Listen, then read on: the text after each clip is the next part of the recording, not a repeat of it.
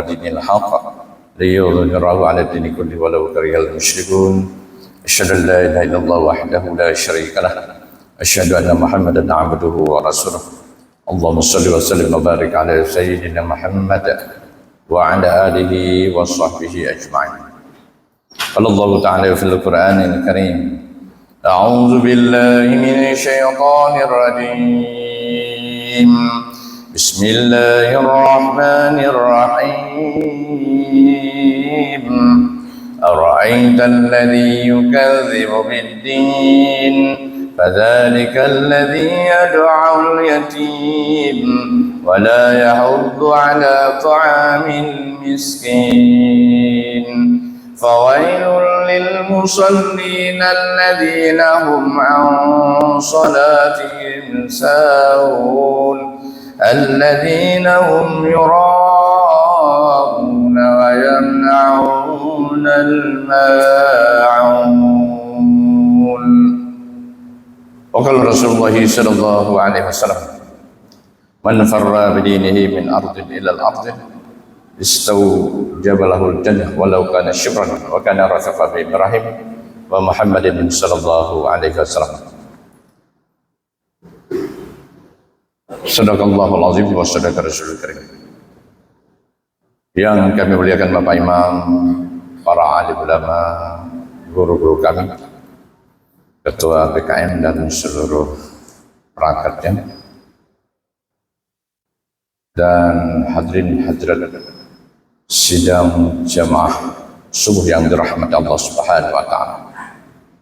Kita bersyukur kepada Allah Subhanahu wa taala yang telah memberikan kita kesempatan untuk terus meningkatkan iman dan takwa kita kepada Allah. Tanpa terasa kita sudah ada di penghujung Ramadan. Hari ini sudah masuki hari 26. Tinggal 4 hari lagi. Dan mudah-mudahan kita ketemu dengan Ramadan yang akan datang. Dan yang terpenting lagi adalah Ramadan ini seluruh amal diterima Allah SWT, mendapatkan keampunan, mendapatkan rahmat berupa pahala, dan juga mendapatkan derajat takwa. Itu target kita beribadah puasa. Sebenarnya target takwa ini bukan hanya dengan Ramadan, tapi seluruh ibadah kita targetnya takwa. Salat untuk mencapai takwa, puasa untuk takwa, zakat untuk takwa, haji, umrah untuk takwa. Jadi semua ibadah ini adalah untuk mendapatkan sifat takwa. Dan Allah bersama sifat, bukan bersama orang yang berpuasa, orang salat, orang haji, tidak. Tapi innallaha ma'al muttaqin. Ya, Allah bersama orang-orang yang bertakwa. Karena itulah penting sekali mencapai sifat. Sifat ini akan terbentuk kalau kita buat amal ibadah. Pertama, ikhlas cari ridha Allah. Kedua, sesuai dengan tuntunan Rasulullah SAW. Itu akan membentuk sifat. Hadirin dan hadirat sidang jemaah subuh yang dirahmati Allah SWT. Ada yang berkaitan dengan Ramadan. Ya, suatu amal di penghujung Ramadan. Sebenarnya ada 3 ya. Pertama adalah zakat fitrah. Kedua takbiran. Yang ketiga adalah salat Aid. Yang tidak ada pada bulan-bulan yang lain. Jadi bulan Ramadan di penghujungnya ada zakat fitrah. Kalau zakat mal kapan saja bisa. Tapi zakat fitrah masih dengan Ramadan. Apa sih manfaat zakat fitrah? Nah, sesuai dengan hadis Nabi SAW. Zakatul fitri tuhratul lisa'im minal lawi wa rafas wa tu'amatul lil masakin. Zakat fitrah itu dapat mensucikan orang yang berpuasa dari laga wa rafas, kerja lidah. Kita sering cakap berbual-bual yang tak ada manfaat, pada menjurus kepada porno. dan Allah Subhanahu wa taala itu semua adalah lagha. Jadi orang-orang yang beruntung, orang mukmin yang beruntung, dia menghindari lagha. Qad aflahal mu'minun. Sungguh beruntunglah orang mukmin. Siapa yang pertama? Jadi orang yang khusyuk dalam salatnya. Orang yang menghindari dari sifat lara. Baru kemudian orang yang mengeluarkan zakat. Dan orang yang menjaga faraij, kemaluan, kehormatan, kecuali terhadap istri-istrinya atau budak sahaya. Jadi orang mukmin itu belum tentu beruntung kecuali yang ada sifat itu. Karena itulah berbahagia kita selama Ramadan yang hampir selesai ini terus kita jaga dengan amal-amal dan kita membentuk sifat-sifat yang mulia itu. Dan Allah Subhanahu wa taala kita sudah tahu di awal Ramadan tertibnya puasa. Bahkan ada masjid-masjid yang membuat kegiatan menyambut bulan suci Ramadan dan diberikan tausiah. Dalam tausiah itu ada materi yang disampaikan tertibnya ibadah puasa. Antara lain jangan dusta, jangan ghibah, jangan namimah, ya adu domba, jangan sumpah palsu, jaga mata untuk melihat aurat dari lawan jenis yang menimbulkan syahwat, walaupun terhadap istri kita di malam hari halal, siang tidak dibolehkan. Kita jaga dengan tertib. Kuat tenaga. Ya namanya manusia kan suka berinteraksi satu sama lain. Dalam interaksi sosial tetap ada percakapan. Dalam cakap itu awal-awal baik, bagus. Terus makin lama menjurus kepada ghibah. Lama lagi menuju kepada fitnah. Akhir caci maki. Akhir putus silaturahim. Kan banyak orang-orang putus silaturahim karena silaturahim itu sendiri. Silaturahim yang tidak menjaga batas. Padahal silaturahim itu disuruh oleh Allah Subhanahu wa taala dan dikaitkan dengan iman. Faman kana yu'minu billahi wal yawmil akhir falyasir rahimah, wa man kana yu'minu billahi wal yawmil akhir falyukrim dhaifah, wa man kana yu'minu billahi wal yawmil akhir falyaqul khairan aw liyasmut. Nah, ini tiga ada kaitan dengan iman. Yang menyambung silaturahim itu orang beriman, yang menerima tamu dengan kemuliaan orang beriman, yang mencakap-cakap yang baik, kalau tidak ada diam saja, itu juga orang beriman. Hari ini sudah nyambung satu rahim, satu kebaikan, sudah memuliakan tetamu yang datang dengan senyuman, dengan menjamu ala kadar apa yang mampu. Kalau dia yang manis, yang hangat, air putih hangat pun sudah memuliakan tetamu. Tapi yang satu lagi tidak dijaga pada komunikasi. Sering orang tertipu dengan tipu daya syaitan, sehingga digiring kepada pembicaraan yang tidak berguna, yang ghibah, akan namimah, adu domba, macam-macam.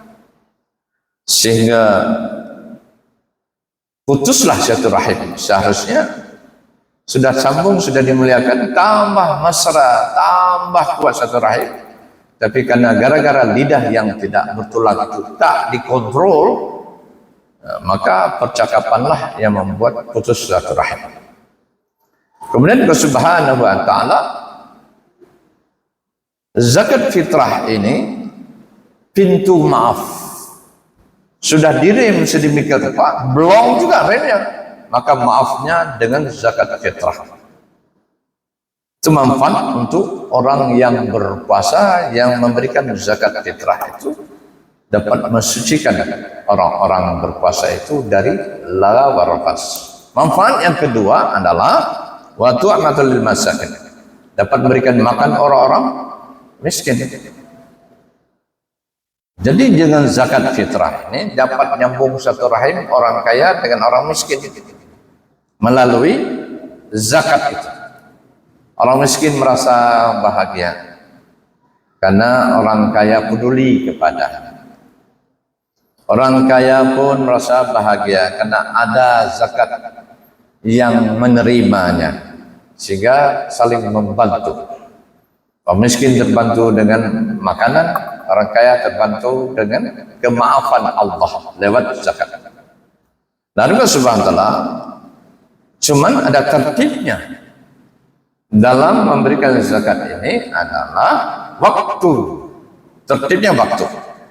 Faman addaha qabla shalah fahiya zakatun maqbulah. Barang siapa yang memberikannya sebelum salat Id, maka itu dihitung sebagai zakat yang makbul. Waman addaha ba'da shalah fahiya sadaqatan minas sadaqah. Jadi barang siapa yang memberikan zakat setelah salat Id, tak terhitung lagi sebagai zakat kita, melainkan seperti zakat sedekah biasa. Jadi tidak ada kemaafan Allah dengan zakat itu, karena tak dihitung. Sedekah biasa, ya syukur-syukur kalau Allah maafkan, kalau tidak, tidak ada cara. Yang hadir ke subhanahu wa ta'ala, karena itu penting waktu, tertib waktu. Dan apalagi hadirin mulia, alim ulama sekarang melihat azas manfaat kepada orang yang menerimanya, maka paling tidak pada 27 Ramadan sudah dibagikan, atau paling telat malam hari raya. Cuma kadang-kadang kalau malam raya terganggu dengan takbir, takbiran juga sunnah Nabi, maka itu harus juga dilaksanakan. Walitukmilul iddata walitukabbirullaha ala ma hadakum wa la'allakum tashkurun. Sempurnakanlah bilangan hari puasa itu. Kalau enggak nampak bulan pada 29, genapkan seperti 30. Kalau nampak bulan, buka berhari raya. Sempurnakan. Kemudian takbir atas hidayah yang telah Allah berikan kepada. Itu sunnah takbir. Takbir di masjid, dalam perjalanan, syiar, mana-mana takbir. Itu adalah sunnah Rasulullah SAW. Kalau kita masih sibuk dengan zakat fitrah, kapan melaksanakan ibadah takbiran itu? Maka 1 hari sebelum magang, ya, ataupun dengan 1 hari lagi magang, dibagikan, sehingga pada hari magang orang-orang miskin dapat memanfaatkan zakat itu untuk berbelanja demi kebutuhan rumah tangga. Pada hari H mereka dapat bergembira layaknya orang-orang, tidak perlu mencari nafkah pada hari itu. Itu hari gembira, hari kemenangan, hari Idul Fitri, hari silaturahim. Ya, kalau masih sibuk dengan pekerjaan mencari nafkah, kapan silaturahim? Sementara menyambung silaturahim merupakan, ya, jadi orang beriman. Kecuali yang munafik memutuskan silaturahim, maka kesempatan ini diambil untuk sambung silaturahim hadirat subhanahu wa ta'ala. Karena Rasulullah SAW sangat menandakan itu penting silaturahim. Baru siapa yang ingin diampuni dosanya, dipanjangkan umurnya, kemudian dimudahkan rezekinya, sambunglah silaturahim. Maka hadirat subhanahu wa ta'ala, hari raya kesempatan untuk silaturahim. Kemudian sidang jemaah subuh yang dirahmati Allah Subhanahu wa taala. Ada pula kita yang terlupakan kadang-kadang.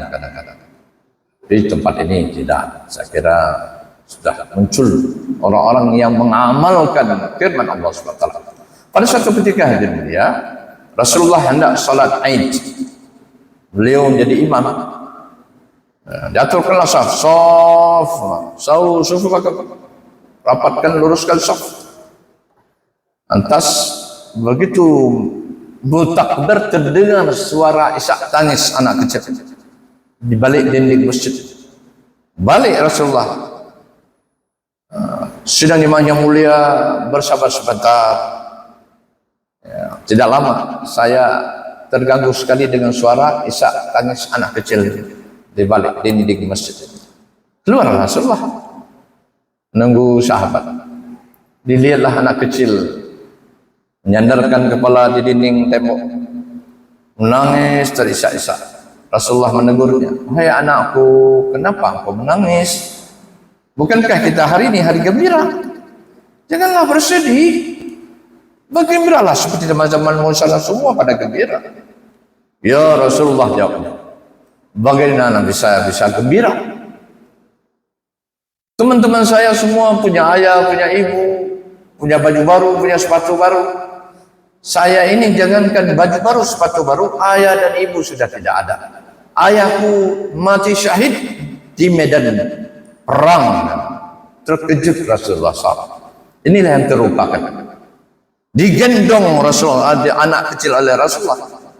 Tak peduli ingusnya menempel di baju putihnya.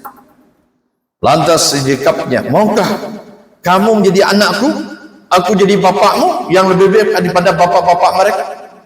Siti Aisyah sebagai ibumu yang lebih baik daripada ibu-ibu mereka. Hasan dan Husain lebih baik, Hasan dan Husain adalah saudaramu yang lebih baik pada saudara-saudara mereka semua." Lantas dia angguk, mau tersenyum dia, gembira. Lantas Rasulullah SAW membawa anak ini ke dalam rumah.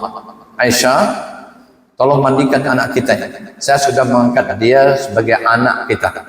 Aku ayahnya, kamu ibunya. Hasan Husain sebagai saudaranya." Dimandikan oleh Siti Aisyah, dikasih sabun, lantas dilap, dipakai baju, pakai bedak, kasih ya sepatu. Keluarlah dia bersama kawan-kawan. "Hore, saya senang sekali hari ini, senang sekali. Kenapa? Saya sudah punya ayah yang lebih pada ayah kalian semua." Siapa? Rasulullah SAW telah mengangkatku sebagai anak beliau. Beliaulah ayahku. Dan Siti Aisyah ibundaku yang lebih pada ibu-ibu kalian. Hasan dan Husain adalah sebagai saudaraku yang lebih pada saudara-saudara kalian semua. Maka senang ini dilihat Allah, menggembirakan hati anak yatim. Maka juga subhanallah, turunlah wahyu Allah. "Ara'aital ladzi yukadzibu bid-din, fadzalika alladzi yad'u'ul yatim wa la yahuddu 'ala ta'amil miskin." Adakah kamu lihat pendusta agama? Atau tahukah kamu pendusta agama? Siapa itu? Yang menghardi anak yatim dan menelantarkan, yang tidak mau memberikan makan fakir miskin atau mengajak orang-orang memberikan makan kepada fakir miskin. Meskipun sholat 5 kali sehari malam di masjid berjamaah, tapi membiarkan anak yatim terlantar, apalagi menghardinya, pendusta. Meskipun haji sampai 5 kali, menelantarkan anak yatim, menghardinya, pendusta agama. Begitu juga semua amal yang lain dapat kita buat, tapi ini tidak sempat kita berikan perhatian, maka dikatakan Allah sebagai pendusta agama. Atas perkara itulah hadirin mulia, perlu ada perhatian. Setelah Rasulullah SAW mengangkat anak yatim, barulah para sahabat semua meniru Rasulullah mengangkat anak-anak yatim, sehingga tidak ada lagi yang menelantarkan anak yatim. Semua anak yatim terjaga, terawat, terpenuhi perhatiannya dari orang-orang mukmin dan mukminat. Karena mereka itu bukanlah doa, "Ya Allah, jadikanlah aku yatim," tak pernah. "Jadikanlah aku janda," tak pernah. Itu adalah keputusan Allah SWT. Tidak ada yang menyenangkan dengan keadaan seperti itu. Rasulullah SAW merasa sedih sekali. Beliau bisa merasakan bagaimana perasaan anak kecil itu, karena beliau dari kecil ditinggalkan oleh ayah dan ibu. Atas keputusan Allah SWT, sedih, sehingga baru sebentar dijaga oleh kakeknya yang disayang, yang menyayangi kepada cucunya. Sekarang disayang oleh Abdul Muthalib kakeknya. Lalu meninggal juga, diserahkan anak cucunya kepada anaknya Abu Talib, dan Abu Talib sebagai ponakannya kepada Rasulullah SAW. Dijaga dengan baik, dilindunginya, bahkan dakwahnya pun jadi backnya Abu Talib. Walaupun Abu Talib tidak sempat masuk Islam, tapi beliau menjaga keamanan cukup bagus.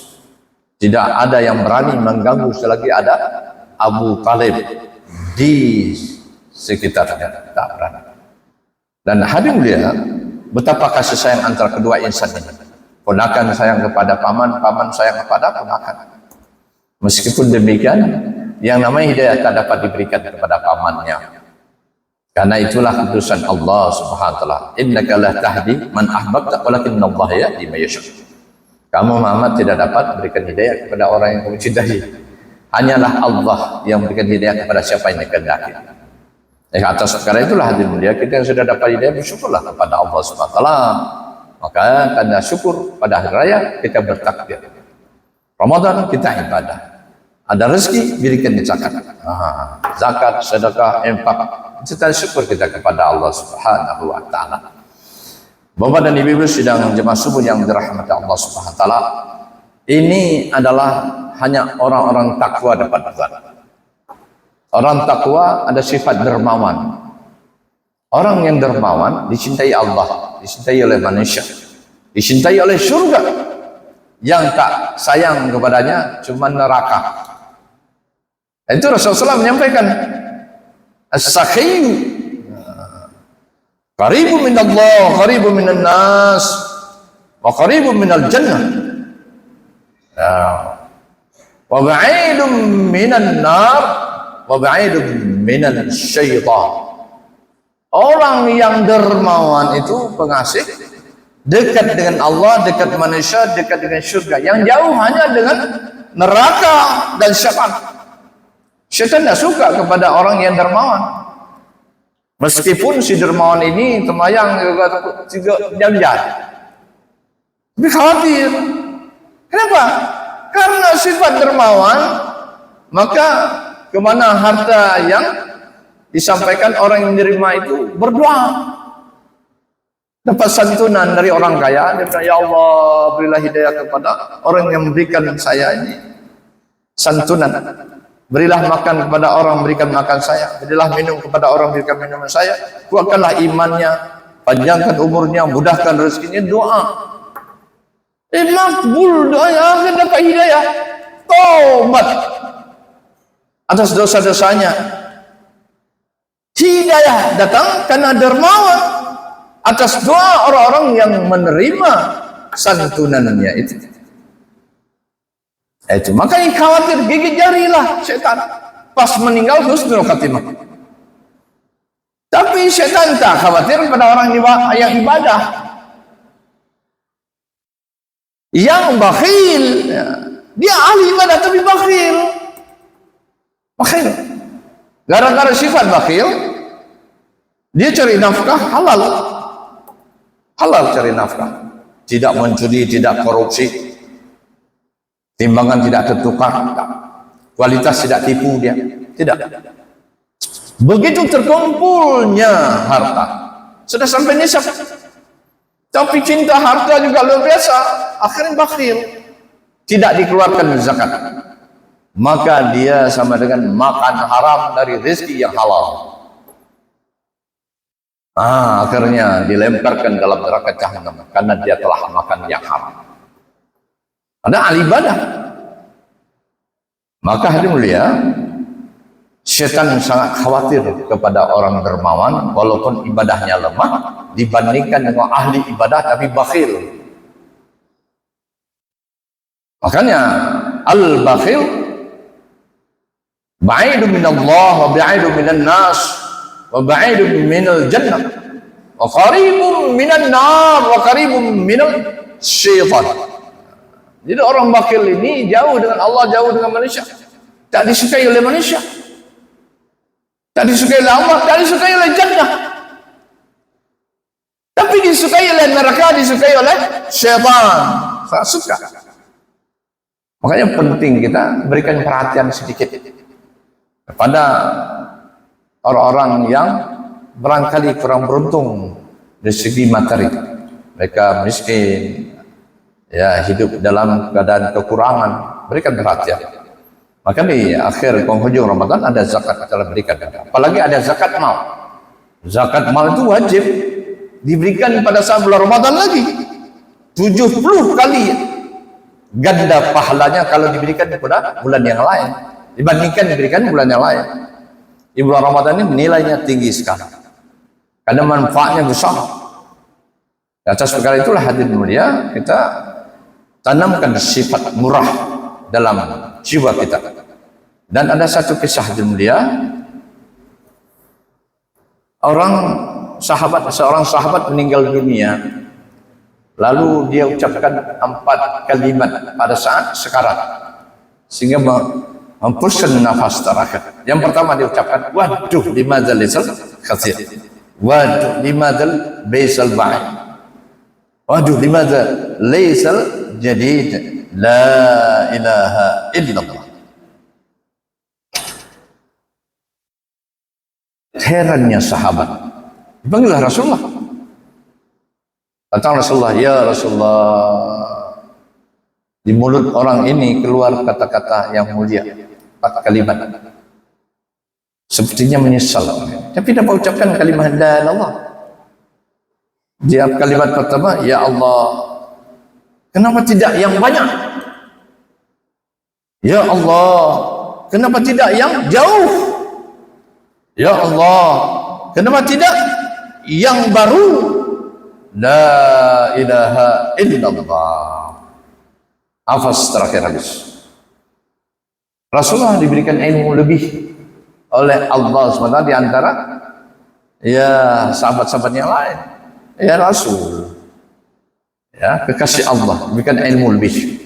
Rasul paham, maka diterangkanlah oleh Rasulullah. Ini orang sukses. Kenapa sukses? Karena di akhir hayatnya dapat ucapkan kalimah la ilaha illallah. Man kana akhirul kalamihi la ilaha illallah dakhala jannah. Barang siapa di akhir hayatnya dapat ucapkan kalimah la ilaha illallah, dijamin surga. Dan Allah berfirman dalam Al-Qur'an, "Faman zuhziya 'anil nar wa udkhila jannah faqad faz. Wa mal hayatud dunya illa mata'ul ghurur." Ya. Barang siapa yang terhindar dari neraka masuk dalam jannah, sungguh dia adalah sukses, mendapatkan kemenangan. Tidak ada apa-apa kehidupan dunia ini melainkan kesenangan yang memperdayakan, tipu daya semua. Nikmat dunia setetes tapi lalai manusia. Lupa nikmat akhirat bagaikan samudra banyaknya. Nah itulah sehingga dia lalai terhadap mempersiapkan bekal untuk hari setelah kematian. Nah hadirnya ini orang sukses. Tentu suksesnya ini ada kaitan dengan amalan hari-hari. Di antara sekian banyak amal ada 3 yang Allah nampakkan dalam sakaratul maut sehingga dia menyesal. Orang takwa menyesal di situ. Pada satu hari kata Rasulullah SAW, ini amal pertama. Jumpa orang miskin. Orang miskin minta, ya Tuhan kasihanilah saya Tuhan, sudah 3 hari kami tidak makan. Maksud aku ketik, kata apa? Katanya macam mana berjubul harga turok. Tapi nyon dia roh hana berjubul. Sedih. Maka keluarlah duit. Dia ambil ada uang, sebagian disimpan lagi, sebagian dikasih. Allah nampakkan pada saat sakaratul maut. Ya Allah, besar sekali pahalanya padahal sedikit. Kenapa tidak seluruhnya saya keluarkan? Seandainya seluruhnya atau banyak, tentu pahalanya lebih besar lagi. Karena gandanya besar. Itu pertama. Yang kedua, pada saat hidupnya dia jumpa orang buta menyeberang jalan, tapi nggak berani. Ada lalu lalang kendaraan takut nggak lihat dia, ditabraklah. Tapi kalau lihat masih ngerem, silakan Pak, silakan. Nah, ya, karena dilihat. Tapi kalau nggak sempat lihat langsung ditabrak habis. Maka datang bapak ini, ayo Pak, saya antar. Nyebranglah. Ini dinampakkan oleh Allah pada saat maut, begitu besar pahalanya, padahal singkat. Maka dia menyesal, waduh kenapa tidak yang jauh saya antarkan. Seandainya saya antarkan ke rumah yang jauh lebih sedikit, ya, lebih jauh lagi, tentu pahala lebih besar. Yang ketiga, masa hidupnya dia punya anak kecil antara SD SMP. Dan anak itu punya kawan, yatim piatu. Ayahnya baru beli baju baru, sepatu baru, diajaklah kawannya ke rumah. Ayo kawan, lihat baju saya. Baju baru, sepatu baru, ayo lihat.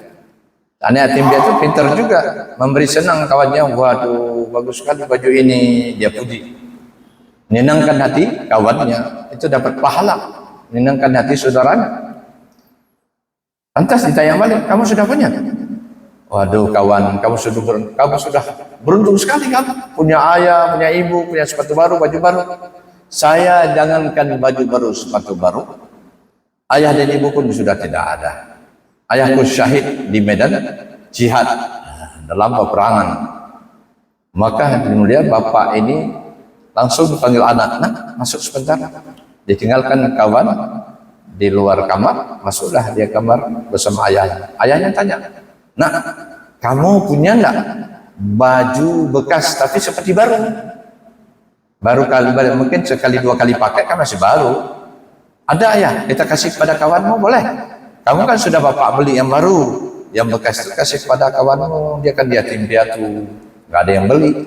Oh boleh ya, boleh. Dia ambillah dari lemari yang sudah disetrika yang wangi. Begitu dikasih, dicium berkali-kali, dicium. Dia senang sekali. Perasaannya sudah hidup kembali ayah dan ibunya. Begitu perasaannya dilihat oleh Allah SWT, menyenangkan hati anak yatim. Maka Allah nampakkan pada sakratul maut, begitu besar pahalanya, padahal bekas, bukan baju baru, bekas. Seandainya yang baru, tentu lebih besar lagi pahalanya. Nah, itulah penyesalannya, kenapa tidak yang baru saya berikan. Nah, tapi hari mulia, ingatlah bahwa Allah tidak memandang bekas dan baru. Allah tidak memandang jauh dekat. Allah tidak pandang banyak sedikit. Tapi yang dipandang adalah keikhlasannya. Karena ini orang adalah ikhlas, cari ridha Allah, maka Allah balas. Kan pernah Hazrat Mu'ad mau ke Yaman, utusan Rasulullah menjadi hakim di Yaman. Begitu mau berangkat, jumpa Rasulullah, ya Rasulullah, berikan saya sedikit nasihat. Maka Rasulullah memberikan nasihat, wahai Mu'az, berikhlaslah kamu dalam setiap amal. Karena dengan keikhlasan itu Allah lipat gandakan pahalanya, walaupun amal itu sedikit. Apalagi amal banyak yang disertai dengan ikhlas, lebih besar pahala lagi. Dan pernah Rasulullah SAW bersabda dalam satu hadis, barang siapa yang memberikan sedekah atau infak sebiji kurma dengan ikhlas, Allah akan membalas sebesar gunung Uhud mas.